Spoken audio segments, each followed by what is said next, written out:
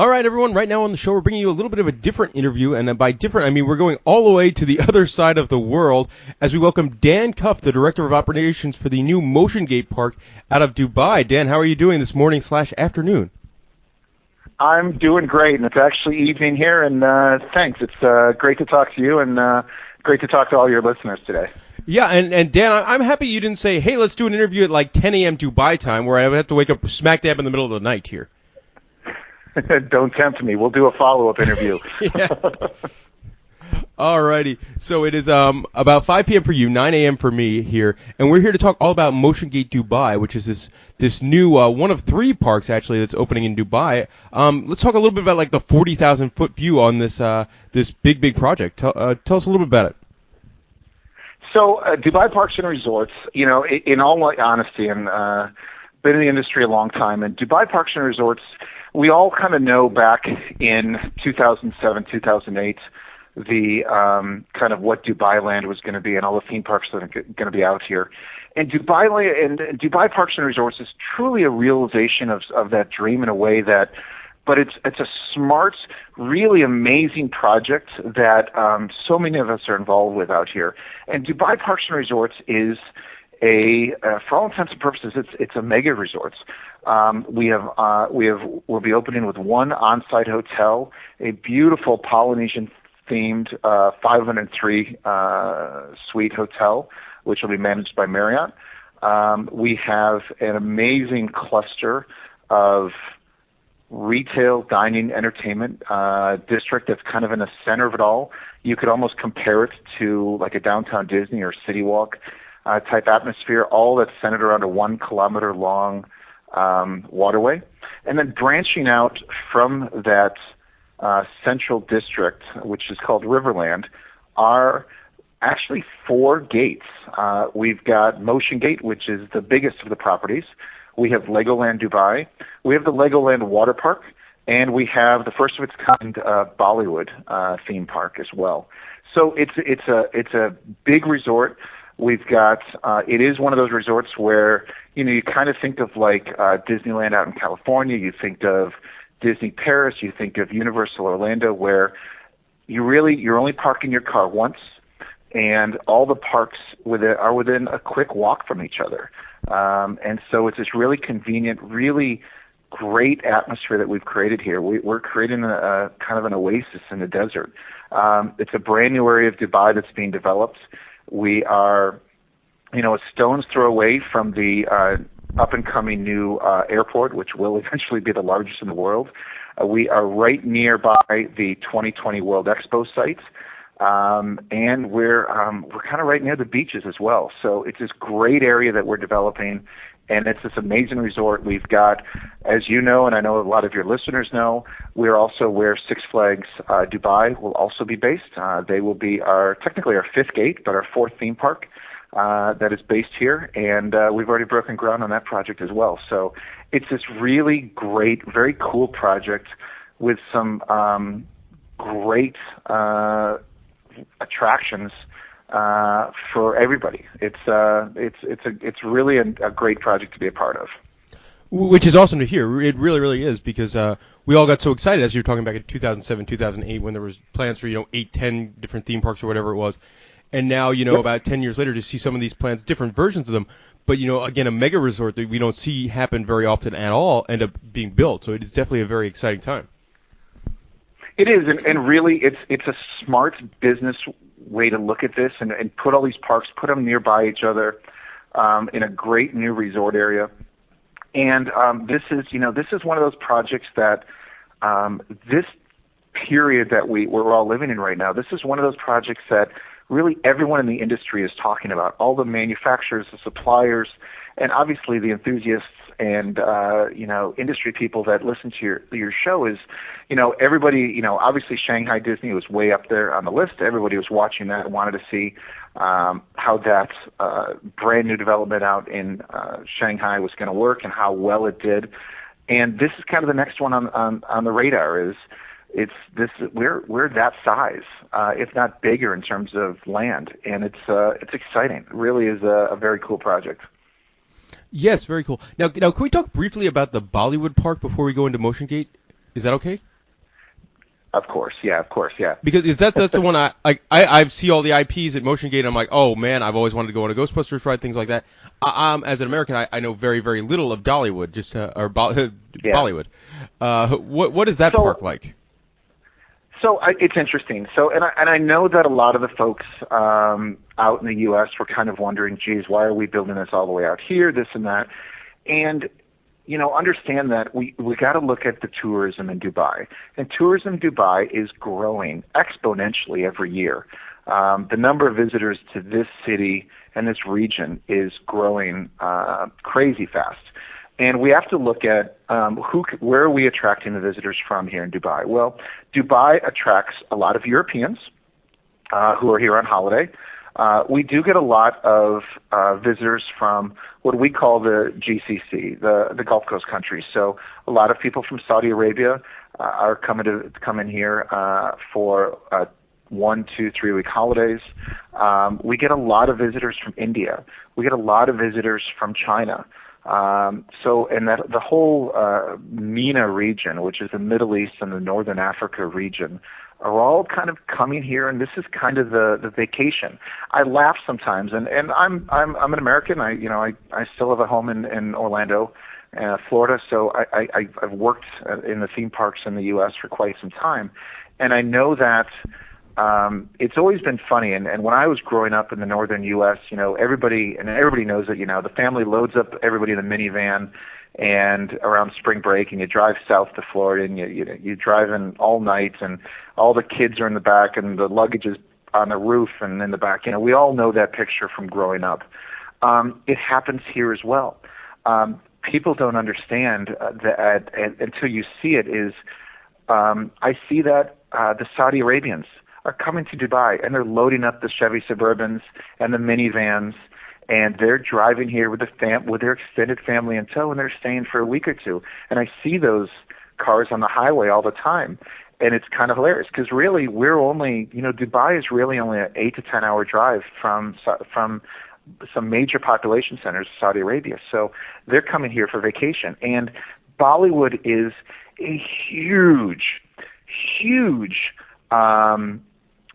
movie market for this part of the world. It's not just India. A lot of the Middle Eastern countries here, it's huge. I'll give you almost a funny, kind of ironic comparison. So here in Dubai, the same weekend that the most recent Star Wars movie opened, a major Bollywood movie also opened here in Dubai that same weekend. That Bollywood movie had filled theaters more and made more money in the box office than Star Wars did here in the region. Okay, So I can see why the park makes sense now. Yeah, it does. So, and it's really a unique thing. Now, it is a very unique theme park. It's the first of its kind. You're right. To a lot of Westerners who aren't into the Bollywood films and kind of, we see the YouTube clips, it's kind of funny and this and that, but it's a massive, massive following. We've got some major, major stars tied into that. It would be, a star like Shah Rukh Khan in the Bollywood scene is, it's the equivalent of like like a Michael Jackson in the U.S. I mean, of course, Shah Rukh Khan is, he's alive, but when he comes to the park, it's as if, it's a major security. We've got crowds coming in like we haven't seen before, and we're preparing for this just when he comes visits the park. So it's a massive, massive undertaking, but it's a very cool thing to kind of invent and create a theme park like Bollywood. Yeah. I wanted to just talk about that a little tiny bit. In Legoland, we sort of know what to expect because we have a Legoland here in Florida. We got one in California. I was in one in England 2 weeks ago, so it's sort of we know what to expect there. And what we're having you on the show really is talk Motiongate, which is Motiongate, yeah. Which to me looks like kind of a Universal Studios-esque park, but essentially just built from the ground up all in 1 year. It almost has. I've been on the project now for about 3 years, and Motiongate is probably, Legoland is Legoland. Motiongate is a little bit more of that traditional park. you compared it to Universal, it is kind of that a little bit more westernized theme park and something that you and your listeners would be much more expecting in a traditional theme park. And we've got, as you know, most of our intellectual properties and the movies we're tied into are all, big name movies. Yeah. So the park has this. It's divided up into like 4 or 5 different sections, isn't it? That's correct. So the entrance plaza and kind of that main street in our New York City backlot is Studio Central. Once you get to Studio Central, you come into a very large central hub. To your right is Sony Pictures Studios. Also to our right is Smurfs Village, which is more of a children's area. Straight ahead is DreamWorks, which is a massive all-indoor area of the park. And to your left is Lionsgate, including the Hollywood Theater and our Hunger Games attractions. Very, very cool. Well, I think we could probably skip over the first part, the Studio Central, just because we've all seen kind of what a Main Street kind of thing is. But once you get in the park and you go right, one of the things, probably the most interesting area to me is that Sony Pictures Studio area. And because they've got a lot of interesting rides and a lot of things that we haven't seen rides built for before. So talk a little bit about can we talk a little bit about the rides and stuff that's over there? Of course, I know you guys want to know about the rides. So, oh, absolutely. Well, it's interesting too happy because we get to talk to somebody because we've seen the pictures and the concept art and stuff like that, but to actually get to talk to somebody and find out a little bit more about what these things are going to be is really, really exciting. Sure, we'd be happy to share that information with you and your listeners. So the going into Sony Picture Studios, and really this is a very unique park in that this is the first time that these studios have been brought together in one place. Sony, Le Fig, which is a Belgian company which has the Smurf brand, DreamWorks, Lionsgate, all in the same place. Inside Sony Picture Studios, we have a number of attractions. We've got the Green Hornet High Speed Chase, which is a roller coaster. We've got Ghostbusters Battle for New York, which is, we all know it's the first ever Ghostbusters ride. Hotel Transylvania, which is a massive dark ride. We've got Zombieland Blast Off. I'm kind of a nerd in that I love the Zombieland movie, so we had great movie. I really wanted to. Yeah, exactly. Great movie. I am begging my foods department to have Twinkies available.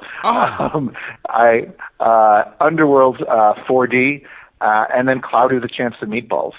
So those are kind of all the films to kind of talk about a little bit.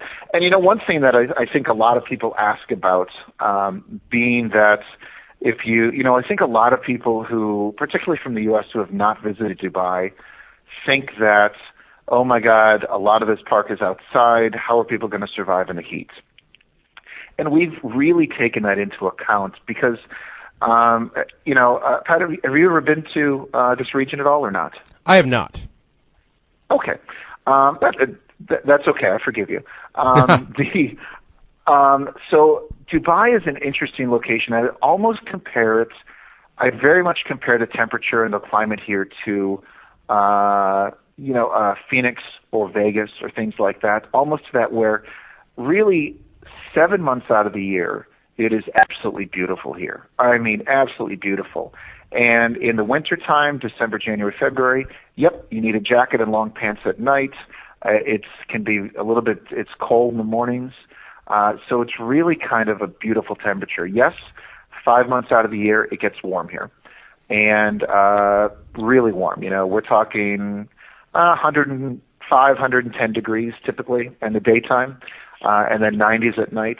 But we've taken both sides into account. So for during the cooler months, those 7 nice, beautiful months, we've got a lot of outdoor dining. We've got a beautiful lake. We've got beautiful, gardens and things like that in the park. Because here in Dubai, actually, during those months, everybody's outside, and everybody loves to stay outside and eat outside. It's really just a very outdoor culture during those months. During the summer months, though, we've made sure that all of our attractions, and I'll start with the Green Hornet High Speed Chase, which is a smaller roller coaster, great family coaster, where even though the coaster is outside, the queue, I've got 45 minutes of indoor air-conditioned queue, and even the load and unload station is all, and a little bit of the coaster itself is actually indoors and air conditioned. So we're going to keep our guests as comfortable as possible, so that they can enjoy the park year round. Now we can start with the Green Hornet High Speed Chase. It is a very cool, unique coaster. In fact, all of our coasters here at the park are custom tracks for us. So sorry, I have no clones for that's a good thing. To compare these two. Yeah. It is a good thing. So it is actually, if you guys check RCDB, we've made sure those are accurate listings. But it is a Gerstlauer bobsled coaster, non-spinning, with some very cool tight turns and some very cool scenery, a lot of near misses throughout the whole course. And this is bobsled is sort of their version of a wild mouse, right? At Gerstlauer? That's correct. It's basically Gerstlauer's. I kind of like what they can do because it's not the typical wild mouse, which just goes zigzags back and forth with a little bit up top, and then there's a few dips. This has the curved diving drops, so it gives a little bit more interest and a little bit more scares to the guests as well. Very cool. And this is themed. Is this themed around the movie or the comic book? It is the movie. Okay. And a really cool fact is that the actual Black Beauty car from the movie is actually in the middle of the queue. We have the car that was provided to us from Sony Studios. We completely rehabbed it, added some really cool lighting on it, and it is sitting right in the middle of the queue. So very cool movie prop that's a centerpiece of the queue experience.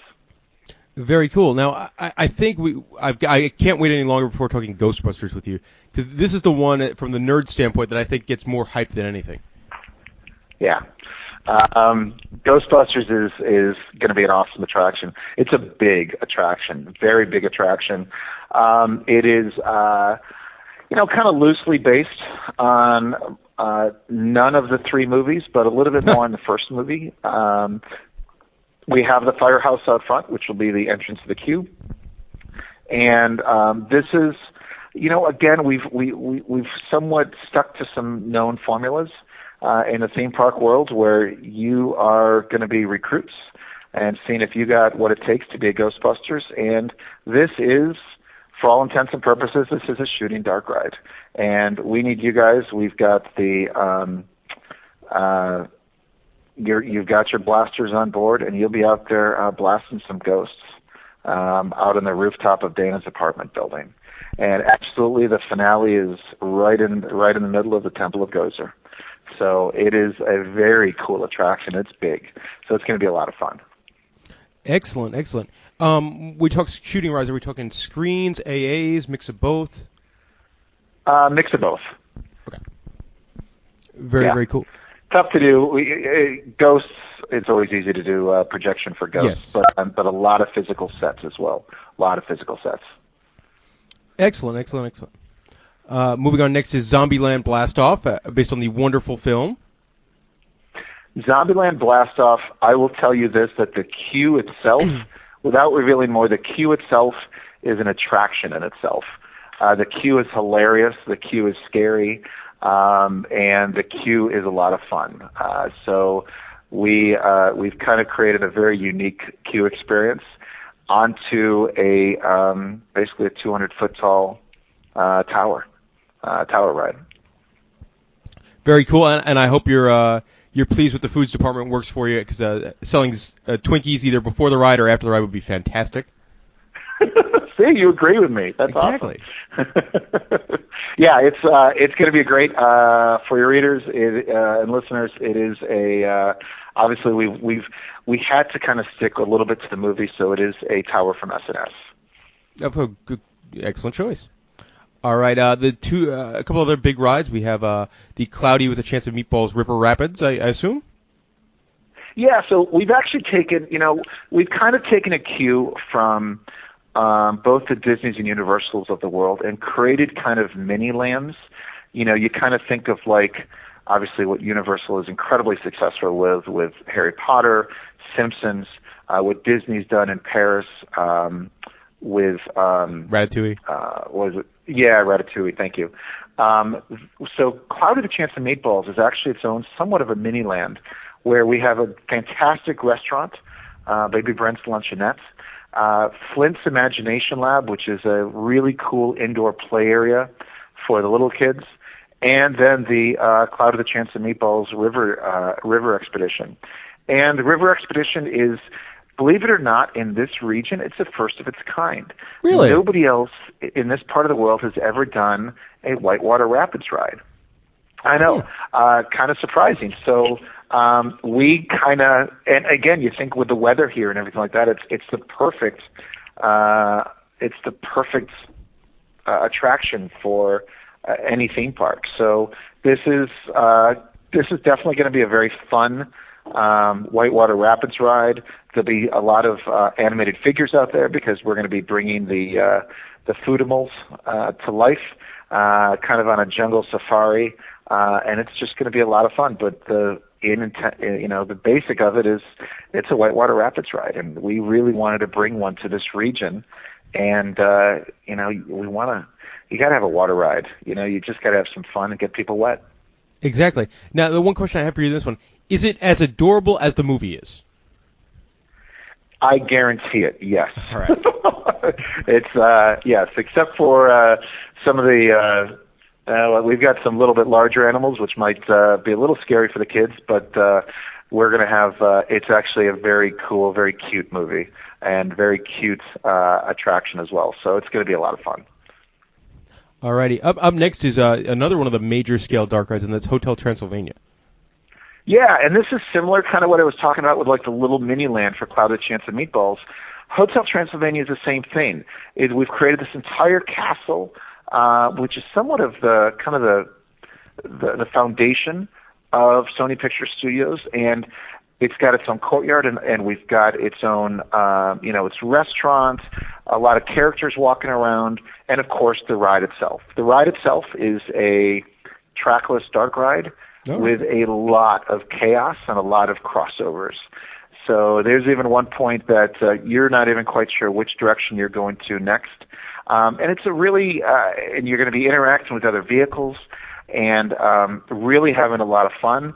And it's somewhat of a little bit classic retelling of the first movie. And so it's a story that everyone's familiar with, but we brought in all the characters. It's a lot of animatronics, a lot of animated figures, and but with using the trackless technology, it's going to be a lot of fun. Can't wait to ride it. Excellent. And this is one that has me excited because I'm a huge dark ride guy, and when I hear animatronics and trackless and interacting with the vehicles, that's really, really exciting. Could you talk about some of the companies you had working with on this project, if you could? So would it? I'd rather not, mostly because they can't talk that they're working on this one as well. So I don't. It's one of those that they're in somewhat of a contractual obligation that they can't advertise that they're working with us. And as much as I'd love to tell you the companies that are working with us, I'd rather not have anybody contacting those companies and trying to get more information. I will say that the companies that are here working with us now are the companies that.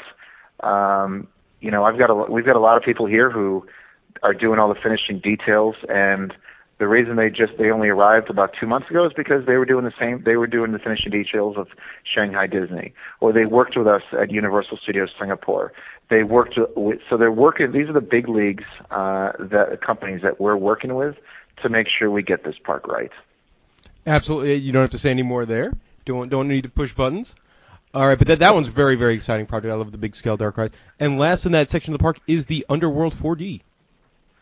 Underworld 4D is it's kind of a fun kind of vampire-esque franchise from Sony. It kind of works well with a 4D theater. It's a very gothic looking theater. It's not your typical just black box. So we've added a lot of scenic in there as well. And it's going to be fun, and it's going to be showing a completely custom film that was made specifically just for us. And it's kind of going to be a kind of a fun experience. But, it's going to be a really cool kind of 4D experience, not really for children. It's a little bit graphic, which will kind of attract some of the older crowd to it, which is what we want to add some. We want to have some thrills in this park, and that's what we need. Very, very cool. Moving on, next we got the two more kid-friendly sections of the park, I would say. Starting off with the Smurfs area. Yeah, so Smurfs is a great area of the park, and the Smurfs Village. The Smurfs are crazy popular here in this part of the world in the Middle East. They're still on TV. Everybody grew up on them. And in fact, we've done a lot of kind of research and market research on all of our intellectual properties. And believe it or not, of all of the characters that we have in our park, no matter what, Smurfs was always number one. No matter which part of this region we did some kind of independent research on, Smurfs always came out as the most popular. So it's a big franchise for this part of the world, really is. But we've got 5 attractions. 5 attractions here. We have the largest one is the Smurf Studios Tour, which is another dark ride. Very fun, kind of cute children's dark ride. Don't worry, Pat, I'll let you ride. This is kind of, it's kind of cute where the Smurfs have their own movie studio, and it's time for you to get in a buggy and take a tour through their studios and see the movies being made. So it'll be a lot of fun. We also have the Woodland Play Park, which is kind of right in the center of Smurfs Village in the trees, and it's kind of a very cool kind of treetop fortress, and kind of gets with slides and net bridges and things like that, which kids will love. We have the Smurfberry Factory, which is a indoor play area for the kids. We've got the Village Playhouse, which is a really neat interactive show where children can actually interact with their favorite Smurfs on screen. And finally, we have the Village Express, which is a great family roller coaster for that both kids and adults will have a great time riding. All right, that's very interesting. Also, something we don't get, something we haven't really seen is Smurfs in a theme park environment. So that's cool. Yeah, and, Smurfs. There's been a couple theme parks that have one or two or have done one or two attractions on Smurfs. Yeah, I know. I shouldn't have said that. Kings Dominion had one a long time ago. Long time ago. Wow. Yeah. But this is actually the first time that Smurfs have gotten their own land in a theme park, and it's got a great restaurant. We've got great retail and tons of trees going in, so it'll really feel like you're in the wooded village of the Smurfs. And yes, all the buildings are mushrooms. And yes, our contractors hate us for that because they're really hard to build. Now, moving on from there, the next area is something very different because this DreamWorks Land, it's all inside? The entire land is inside, yeah. And I'm sure this must go along with the heat in Dubai. To a point, yeah. It does help with the summers, but it also provides us a little bit more of a controlled environment. For example, in our How to Train Your Dragon area, we want to create, we've created the Village of Birkin there, and it's massive, but we want to control daylight. We want to make sure that, these are a little bit more cartoon and fictional places, but in order to bring that to life, we really want to control the light. We want to make sure that there's really no outdoor intrusion into these places. So, the Shrek area, for example, we want to create Shrek Swamp. And we want to have the huge trees and the sunlight, or our own version of sunlight just trickling in. We want to create what we call the magic hour, just kind of as the sun is setting and twilight's coming, and we want to have those stars. So we really want to control the environment better, and that's what an indoor building helps us do the best. Yeah. And my understanding is that this is a massive, massive, massive indoor building. Yeah, it really is. It is, but this is the really cool thing about it is not, we've got, Ferrari World is amazing. That's just down the road from us. IMG just opened last week, largest indoor theme park in the world. All of those are just, massive buildings. And no, DreamWorks is not that large. But the nice thing about DreamWorks is it is each part of DreamWorks is a fully themed, beautiful recreation right out of the movies, and you'll feel like you're in the movies. We've divided the box up so it's not just one big building or one big room. We've divided up so it's very intimate. You really feel like you're taking a part in the movie. You won't see one section from the next. So it's not like if I'm in Shrek Swamp, you're going to be able to look over and see the temples of the Valley of Peace from Kung Fu Panda. We've really kind of created these very intimate moments from the films in this indoor space, and it really works well. In fact, I was just in there earlier today, and it's beautiful. It really is. Excellent, and we got sort of the four big DreamWorks movies in there. You've got a Kung Fu Panda area, Madagascar, the dragons, and then Shrek. That's correct, yeah. So as you enter the building, you're in a beautiful atrium with a beautiful clouded dome ceiling with a great fountain called the Fountain of Dreams. And from there, you branch off into one of the areas. So Shrek, for example, we've recreated, like I said, Shrek Swamp. So we've got some great attractions in there. We've got a wonderful sit-down restaurant. And you're basically in Shrek Swamp. Massive fake trees or artificial trees that have been brought in to create that tree canopy. So it's very cool. And the Shrek area has a massive dark ride and then a fun family ride as well. Very cool. A lot of dark rides at this park, which is something that gets me really excited. That's not, a lot of times we don't see that outside of a Disney or Universal here. Yes, Motiongate has 5 roller coasters and 4 dark rides. Mm-hmm. And you mentioned some of the roller coasters. We got some roller coasters in this area as well. I know there's one in the Madagascar section. Yes, that's correct. So the Madagascar section of the park is based on the third movie. So if you, I'm almost hesitant. I was almost hesitant to have this area based on the third movie because I am so fearful that a year from now, the Afro Circus song is going to be pounding in my head, and I'll never forget it again. But, I was going to say that has to be played on a loop nonstop, I believe. Oh God, I hope not.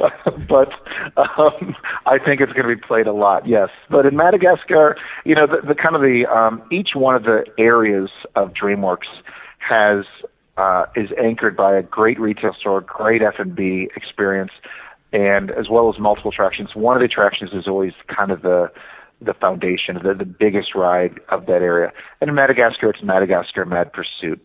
Now, Madagascar Mad Pursuit is actually our fastest coaster in the park. It is entirely indoors. So there are 2 coasters inside the DreamWorks area, and they are entirely indoors. They don't go outside the building in any way.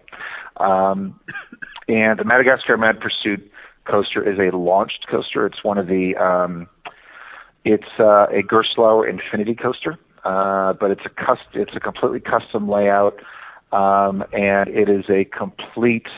Wow, there's a lot of track. There's a lot of track inside of even a big space, but we've been able to squeeze a really awesome coaster into that space. Now, I can't say I'm 100% familiar with the Gerstlauer Infinity type of coasters. Is there anything that's kind of similar to it? Yeah, I mean, I would guess if you haven't ridden one before, it's their newest product or one of their newer coaster products. If I wanted to compare it to something for you and your listeners, I'd compare it to kind of the next generation of a Eurofighter. So okay. It is a slightly larger train, much more comfortable train. It's a lap bar only. So actually, it's funny. A lot of people who have sat in an Infinity Coaster seats compare the seats and the comfort and the restraints. They're very similar to a B&M Hyper. Okay. So super comfortable and really, I mean, it's a great ride. Really a great product that Gerstlauer does. And it's a lot of fun. And this coaster, definitely, not, even though it's got the Madagascar brand on it, definitely not for the little ones. It's fast, and it's in the dark. So we've got a lot of show sets and a lot of near misses, but we're only going to turn the lights on or show you that near miss a second or two before you go right by it. So in the most of the coasters is it's going to be pretty dark in there. All right, very cool. And is that a launch coaster or a lift coaster? It is a launch coaster, yes. Okay, cool. Very, very cool. And up next we have the How to Train Your Dragon Land, the Isle of Berk. Yeah, so this is actually the largest area in the DreamWorks building. Absolutely gorgeous. It is just the guest area alone is 3 different levels. You're kind of going up and down the mountains. The hillsides are all around you. We've actually been able to take some really unique technology and have created kind of the for one of the more technologically advanced rides in the park, which is using some new technology from Mack Rides, and created a very, very cool flying experience, and a very long ride as well, that you'll be flying with right along with Toothless and the other dragons. It is a completely custom ride. I'm sure for your listeners, it's technology similar to the Arthur ride at Europa Park. Yeah, that's what I was picturing in my head. Yeah, it's a suspended powered coaster. We can get it up to some pretty good speeds. There's a great kind of a finale up over the treetops of Berk. It's a very, very cool ride, and you'll be diving through ice caverns, and some of the scenery gets really close to you at certain points. So that's kind of the one of the big, I'll use the term e-tickets for the ride for the park, is that attraction, Dragon Gliders. And if you haven't seen the technology that's involved in rides like Arthur and things like that, it's awesome because the cars have the ability to turn sort of like a Doom buggy would, except it's on a roller coaster track, and it's fantastic. Yes, onboard audio, onboard lighting. We can we turn each of the cars. We can index each of the cars separately from the one next to it, and so we can control where you're looking. And it can get some really good speed. So we can do some fun stuff with this. And in addition to that ride, inside the How to Train Your Dragon, we've got a great swinging Viking attraction. We've got Camp Viking, a water play area for the kids. So there's a lot packed in and into Berk, but it's a huge area. We'll even have give everyone a chance to meet Toothless himself. So it's going to be cool. a lot of fun. Yeah. And then wrapping things up there, you have, last but not least, is Kung Fu Panda. Kung Fu Panda. We've actually recreated the Valley of Peace from the movie. And we've got a couple great attractions. We've got Kung Fu Panda Unstoppable Awesomeness, which is a massive multi-dome theater using some flight simulator technology, using 3D, using projection, which will be a lot of fun for the family. The film that we're using in there is actually a completely custom film that DreamWorks Animation and the animators who actually do the Kung Fu Panda films are the ones who've created the ride movie for this. So it's a kind of a one-of-a-kind attraction that and a one-of-a-kind film that nobody else in the world has and nobody else in the world has seen before. So we're really excited because it's hilarious and it's going to be a lot of fun. We've got Mr. Ping's Noodle Fling, a great classic teacup ride in the center, and we've got the Kung Fu Academy. We wanted to take, I don't want to say we copied anybody, but once in a while, young Jedis want to learn from the master over at some Disney parks and go to a certain academy. Well, you know what? We wanted those same kids to learn kung fu from Master Po himself, and it's going to be a really fun interactive theater that the kids are going to have a blast learning from Master Po. So I'm excited about it. It's going to be a lot of fun. Very cool. And it seems like you could spend hours just in this indoor DreamWorks Land alone. You could. It's funny. I was walking somebody around the park today, and they were really amazed at the size of Motiongates. And they actually said, as we wrapped up the tour, they go, "I don't think you can see everything in one day." And I thought about it. I said, you really can't. You'll almost need a day and a half to see everything inside Motiongate and experience everything. It's a big this just Motiongate itself is it's a big park. It really is. Which is cool too, because a lot of parks when they open a little bit on the small side. That definitely does not seem like the case here. No, we're kind of going all out. Yeah.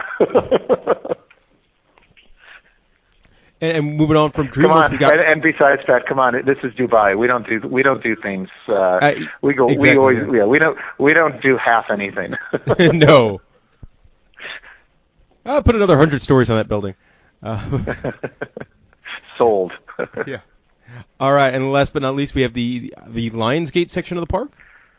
Yeah, so Lionsgate is very cool. So Lionsgate, we start with our 1,000-seat theater, which is a massive theater, kind of right off the main hub of the park, and we've got Step Up Dubai, and it's obviously it's a hip hop show, but it's a completely custom, one of a kind show. We've worked with a lot of the creators and the choreographers from the Step Up movies, and really created a very unique, lot of fun show. We brought in some great dancers, and as we speak right now, the crew is in the theater right now, continuing rehearsing. So it's going to be very cool, one of a kind, big production experience for our guests. And then we also have the Hunger Games area, which is also kind of a one of a kind and the first of its kind in the world. Yeah, this is one that got a lot of play over here in this country as well, because it's one of these mega brands and movie franchises that hadn't been in a theme park, and you guys brought it into a theme park in the form of two different rides. We have. So the Hunger Games, and we have been. It's been wonderful working with Lionsgate on this part of the project. We have two really mega attractions, all kind of centered around. We're kind of creating District 12 from the film, and that's kind of where in theme park terms, area development or the land is based on District 12, that coal mining town where a lot of the key characters are from. And we've anchored it with two large attractions. One is a kind of a unique flight simulator type attraction, and the other one is a very large launched roller coaster. Very cool. And the launched roller coaster, I believe, is a Mack coaster? It is. It's a Mack coaster. It is a one-of-a-kind layout. It is... I don't want to give away too much, okay, but it is for all. Yes, it is using the same train design as Blue Fire. They're amazingly successful roller coaster at Europa, and is also being used throughout the world. But we've taken that train, and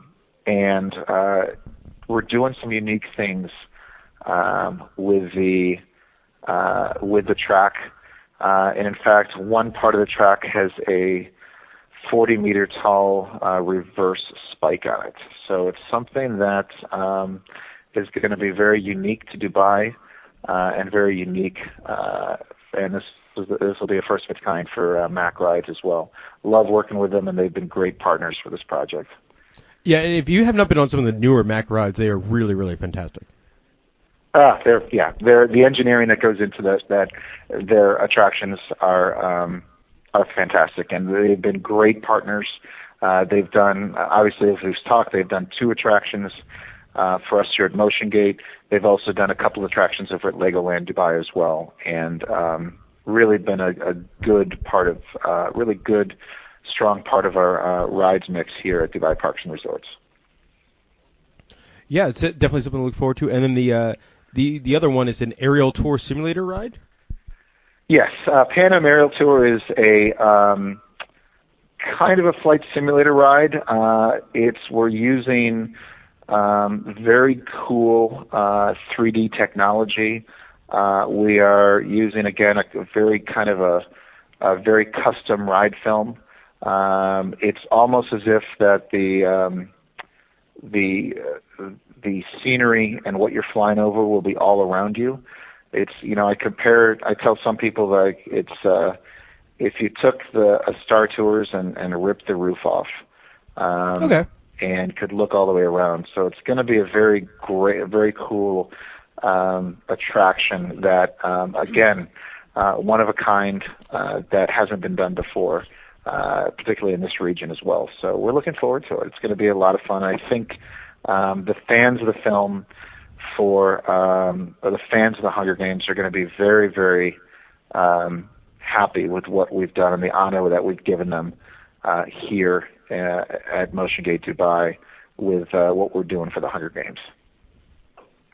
All right, and that kind of wraps up the park. As you can see, a pretty big park, especially for starting off like this. There's a lot of things to see and do here.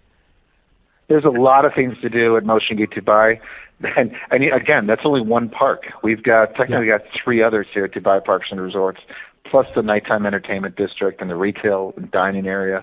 There's a lot to do, and give us a few more years, and we'll bring you Six Flags as well. So it's like I said, it's a great project. It's a great location here in the UAE, and we can't wait to. Me personally, I've been working on this thing for so long. I can't wait to show this off to the world and see what we've been up to here in the desert. Yeah, and a couple final questions for you here before we let you go. That is, as an American that lives over there, what advice would you have for the listeners of the show that are thinking about going over there to visit all the parks you guys have and the surrounding parks? What would be your best advice for an American traveling to Dubai for the first time? I definitely look at, first of all, I would, just because some Americans might have some issues with the heat, come during anywhere between, say, mid-September, so right about now, through May. The weather's beautiful. The United Arab Emirates, there's a lot to do here. I almost tell people now that you almost need a full week just to experience everything here in Dubai. We've got, of course, I'm going to brag about Dubai Parks and Resorts and needing 3 to 4 days just to see everything here. You've got great attractions like the Burj Khalifa. You've got amazing water parks. I mean, really amazing water parks that are just wonderful. Of course, you've got I'll say it, our competitors. You've got IMG, you've got Ferrari World. You've got, I hate to say it, you've got the malls. The Dubai Mall is kind of jaw-dropping. I tell people from the U.S. to try to give some comparison to Dubai Mall, which, it's the largest in the world. Can you imagine that more people visit the Dubai Mall each year than New York City? Whoa. So more people go to a mall than all of New York City, than all the visitors to New York City. So it's tough to even think about those numbers, but it's true. Go play in the snow and go skiing at Ski Dubai. It's actually, I grew up on skis, and it's a great skier. It's a kind of a good ski run. It really is. So there's a lot to do. I would say that renting a car is important to get around. There is some great public transportation here in Dubai. The metro is fantastic, but I think a lot of Americans prefer the convenience of renting a car, and driving here is easy. We drive on the right side of the road, just like in the U.S. And I was going to say, 'cause I just came back from England last week, and I did not want to drive there at all. No, I've driven in the UK, I've driven in Ireland, and if I have to drive one more traffic circle the wrong way, I might have had to pull my hair out. But and the nice thing is this is a very easy place to visit because for Americans, everything in here is in English. All the signs are in English. Yes, Arabic is the official language, but Dubai is smart. They know that English is kind of the more internationally accepted language, and that's the one everybody knows. So while everything is in Arabic, everything is in English, and everyone speaks English, and all the Emiratis speak English, and so it's very easy to get around, to know where you're going, the road signs, the all the stores. And there is a lot of American brands here. You named the American restaurant, we probably got it here. I could go to the Cheesecake Factory tonight, and I could go to Five Guys for lunch tomorrow here. They're here. So there's a lot of. It's not like. I think a lot of times Americans, when they go to a foreign country, they are worried about the food and will they like it. Don't worry. Pretty much all the food you need from Pizza Hut to P.F. Chang's is all here for you. So it's very easy, and there's a lot of direct flights now. Yeah, okay, it's a long flight, but there's a lot of direct flights on Emirates Airlines to get people to Dubai from a lot of the U.S. cities. So it's a very and I would say this is incredibly safe. One of the safest cities in the world to live. They're really. It is not uncommon for somebody to pull up in front of a building and leave their car running while they go inside for 10 minutes, and the doors would be unlocked. Nobody's going to steal your car. It's very, very safe for Americans, and that's one of the things that Dubai prides itself on is the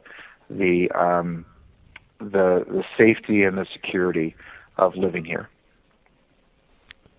Alrighty, well that's pretty cool. I got one last question for you because before we started the interview, you talked about how much of a big theme park and roller coaster fan you are, even to the point that you know your roller coaster count. So we got to hear what this is. Of course I do. You know what? Let's just say this: I am trying my best so that roller coaster 900 is one of my own.